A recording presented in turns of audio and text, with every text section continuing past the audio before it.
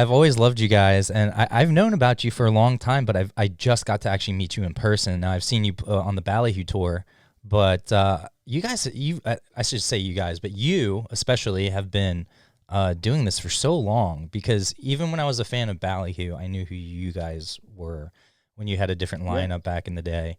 And then, so I would say I've known about you guys for at least 7 years, if not a little yeah. bit longer. That's Um, about how long we started. We kind of jumped into the scene and started touring and like kind of like making friends with some of these bands and jumping on shows. mhm. It started off with just like doing the local shows with them, building the friendships, and then going out when we were ready, hitting like the U.S. tours. Yeah, Yeah, and I've been very lucky that I've just gotten to tour with great people, through Ballyhoo, helping those guys out, just getting to meet you and your whole band and everyone. It seems like everyone you always bring on is always a solid dude, and you yeah. guys do it the right way. Thank you. Yeah, Thanks. no, for sure, man, and I think your music does keep getting better. Thank you. Yeah, the new album when we did that when you guys were playing a lot of the stuff out there on tour, it was very like very real.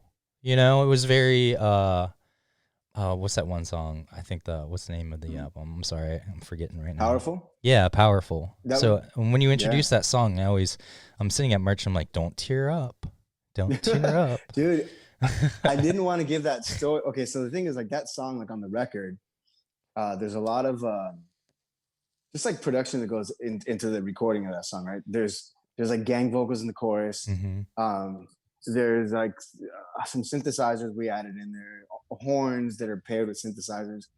And for the album, it sounds great. But when we went live, I think that we were kind of like a little bit confused with like what does the live version of this song sound like? Hmm. Because we're not necessarily running tracks for every song, and then to program tracks for this song, but not have tracks for the other songs, just kind of put us in this weird place of like, how do we redo this song for live? So we did it kind of more. I don't know if you remember, but we did it more just like borderline acoustic, Hmm. where the band kind of like simmers down and it's just me Right. on the guitar. Yes. And I felt like the only way that song can work at a live concert on that Ballyhoo tour is if there was like a story, people understood like, hey, why is this song, the way that it is. Right. And I noticed that it took a lot for me to tell a story just because it was very personal to me. It was about my son, being sick as a newborn, possibly not making it, whatever. And when I started telling the story, I started realizing how many people were connecting with it. Hmm. And after the show, like nobody remembered any other song, but they would keep coming to the merch booth to ask about that song, crying, hugging me, and I'm like, "Don't cry, I wanted to do that a few this times. That was so this is good. this is a party, Hmm.